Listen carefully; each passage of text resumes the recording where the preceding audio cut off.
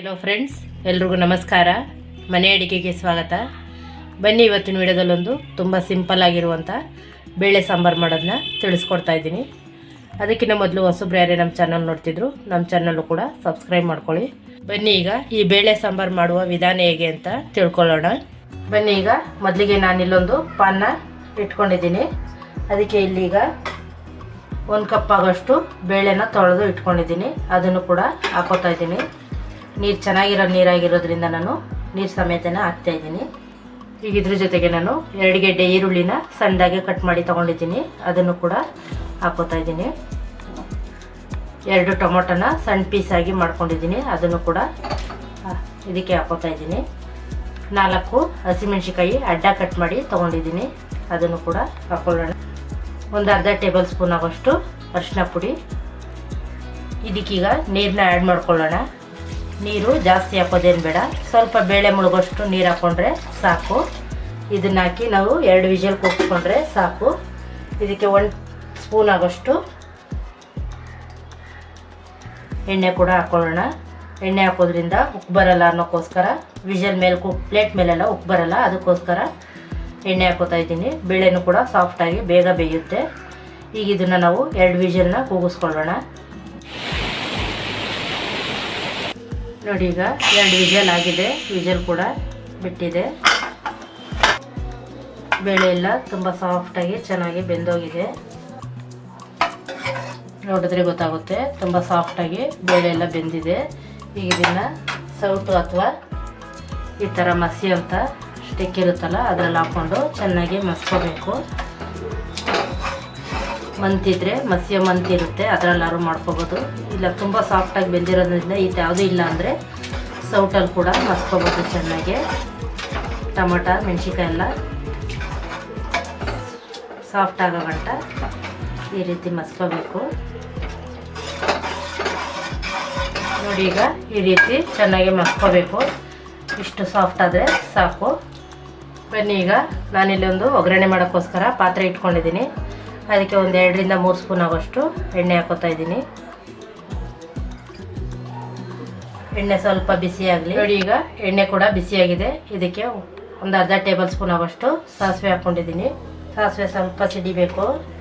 ಈಗ ಸಾಸಿವೆ ಜೊತೆಗೇ ಅರ್ಧ ಟೇಬಲ್ ಸ್ಪೂನು ಜೀರಿಗೆ, 1 ಬ್ಯಾಡಗೆ ಮೆಣಸಿನ್ಕಾಯಿ, ಸ್ವಲ್ಪ ಕರಿಬೇವಿನ ಸೊಪ್ಪು, ಒಂದು ಸ್ವಲ್ಪ 1 ಗೆಡ್ಡೆಯಷ್ಟು ಬೆಳ್ಳುಳ್ಳಿನ ನಾನು ಜಜ್ಜಿ ತೊಗೊಂಡಿದ್ದೀನಿ. ಅದನ್ನು ಕೂಡ ಹಾಕೋತಾ ಇದ್ದೀನಿ. ಇದನ್ನೆಲ್ಲ ಚೆನ್ನಾಗಿ ಬೆಳ್ಳುಳ್ಳಿ ಸ್ವಲ್ಪ ಬ್ರೌನ್ ಕಲರ್ ಬರೋ ಗಂಟ ಫ್ರೈ ಮಾಡ್ಕೋಬೇಕು.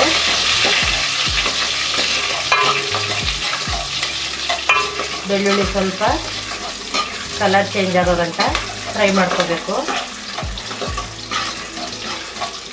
ಈಗ ಬೆಳ್ಳುಳ್ಳಿ ಕೂಡ ಫ್ರೈ ಆಗಿದೆ. ಇಲ್ಲಿ ನಾನು ಒಂದು ಅರ್ಧ ಟೇಬಲ್ ಸ್ಪೂನ್ ಆಗೋಷ್ಟು ಹಿಂಗೆ ಹಾಕೋತಾ ಇದ್ದೀನಿ. ಒಂದು ಅರ್ಧ ಟೇಬಲ್ ಸ್ಪೂನು ಅಚ್ಕಾರದ ಪುಡಿ,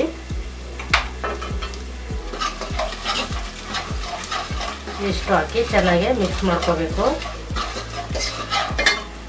ಇದ್ರ ಜೊತೆಗೆ ಇಲ್ಲಿ ನಾನು ಹುಣಸೆ ಹುಳಿನ ತೊಗೊಂಡಿದ್ದೀನಿ.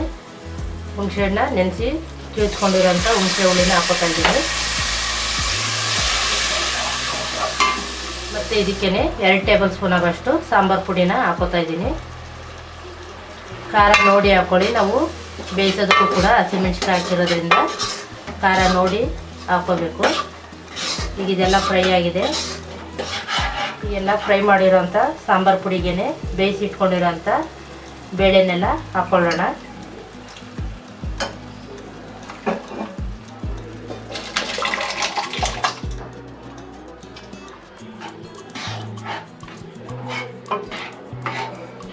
ಇದಕ್ಕೆ ಇನ್ನೊಂದು ಸ್ವಲ್ಪ ನೀರನ್ನ ಆ್ಯಡ್ ಮಾಡ್ಕೊಳ್ಳೋಣ.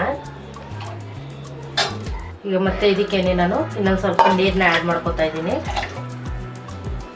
ನಮಗೆ ತೆಳು ಎಷ್ಟು ಬೇಕೋ ಅಷ್ಟು ನೋಡಿ ಇದನ್ನು ನೀರು ಬೇಕು ಅಂದರೆ ಹಾಕೋಬೋದು, ಇಲ್ಲಾಂದರೆ ಅಷ್ಟೇ ಸಾಕಾಗುತ್ತೆ. ಇದು ಗಟ್ಟಿಗೆ ಸ್ವಲ್ಪ ಗಟ್ಟಿಗೆಲ್ಲ ಇದ್ದರೆ ಮುದ್ದೆ ಕೂಡ ಊಟ ಮಾಡ್ಕೋಬೋದು. ಅದರಲ್ಲಿ ಸಾಂಬಾರಂತೂ ಬಿಸಿ ಬಿಸಿ ಅನ್ನಕ್ಕೆ ತುಪ್ಪ ಹಾಕೋ ತಿನ್ನೋದ್ರಿಂದ ತುಂಬಾ ಚೆನ್ನಾಗಿರುತ್ತೆ. ಸಾಕು ಇಷ್ಟಿದ್ರೆ. ಇದಕ್ಕೆ ಈಗ ರುಚಿಗೆ ತಕ್ಕಷ್ಟು ಉಪ್ಪು ಹಾಕೊಳ್ಳೋಣ. ಉಪ್ಪು ನೋಡಿ ಹಾಕ್ಕೊಳ್ಳಿ, ಕಡಿಮೆನೇ ಹಾಕ್ಕೊಳ್ಳಿ. ಇದನ್ನೀಗ 1-2 ಮಳ್ಳಕ್ಕೆ ಬಿಡೋಣ. ಬನ್ನಿ, ಈಗ ಸಾಂಬಾರು ಕೂಡ ಮಳ್ಳಾಗಿದೆ, ಮಳ್ತಾ ಇದೆ. ನೋಡಿ ಸಾಂಬಾರಂತೂ ತುಂಬ ಘಮ ಘಮ ಅಂತ ಸ್ಮೆಲ್ ಬರ್ತಾ ಇದೆ. ಈ ರೀತಿ ಎಣ್ಣೆ ಅಂಶ ಎಲ್ಲ ಬಿಟ್ಕೊಂಡು ಇದಾಗಿದೆ ಅಂದರೆ ಸಾಂಬಾರು ಚೆನ್ನಾಗಿ ಬೆಂದಿದೆ ಅಂತ. ನೋಡಿ ಇದನ್ನು ಮುದ್ದೆಗೂ ಕೂಡ ಊಟ ಮಾಡ್ಬೋದು. ಸಾಂಬಾರು ಗಟ್ಟಿಯಾಗೇ ಇದೆ, ಮುದ್ದೆ ಕೂಡ ಇದರಲ್ಲಿ ತಿನ್ಬೋದು. ಈಗ ಇದಾಗಿದೆ, ಸ್ವಲ್ಪ ಕೊತ್ತಂಬರಿ ಸೊಪ್ಪನ್ನ ಉದುರಿಸಿ ಸ್ಟವ್ನ ಆಫ್ ಮಾಡ್ಕೊಂಡ್ಬಿಡೋಣ. ಇದೇನು ಬಳಸೋ ಅವಶ್ಯಕತೆ ಇಲ್ಲ. ಈಗ ಸ್ಟವ್ ಆಫ್ ಮಾಡ್ಕೊಂಡ್ಬಿಡೋಣ. ಸಾಂಬಾರಂತೂ ರೆಡಿಯಾಗಿದೆ. ಬನ್ನಿ ಫ್ರೆಂಡ್, ತುಂಬ ರುಚಿಯಾಗಿರುವಂತಹ ಬೇಳೆ ಸಾಂಬಾರು ರೆಡಿಯಾಗಿದೆ. ಈ ಸಾಂಬಾರಿಗೆ ನಾವು ಅನ್ನದ ಜೊತೆಗೆ ತುಪ್ಪ ಹಾಕ್ಕೊಂಡು ತಿನ್ನೋದ್ರಿಂದ ಸಾಂಬಾರು ಕೂಡ ತುಂಬಾ ರುಚಿಯಾಗಿರುತ್ತೆ ಊಟ. ಈ ಸಾಂಬಾರು ತುಂಬ ಕಡಿಮೆ ಸಮಯದಲ್ಲೂ ಕೂಡ ಮಾಡ್ಕೋಬೋದು. ಈ ರೆಸಿಪಿ ನಿಮ್ಗೆ ಇಷ್ಟ ಆಗಿದೆ ಅನ್ಕೋತೀನಿ. ಇಷ್ಟ ಆಗಿದರೆ ಒಂದು ಲೈಕ್ ಮಾಡಿ, ಶೇರ್ ಮಾಡಿ. Thank you for watching friends.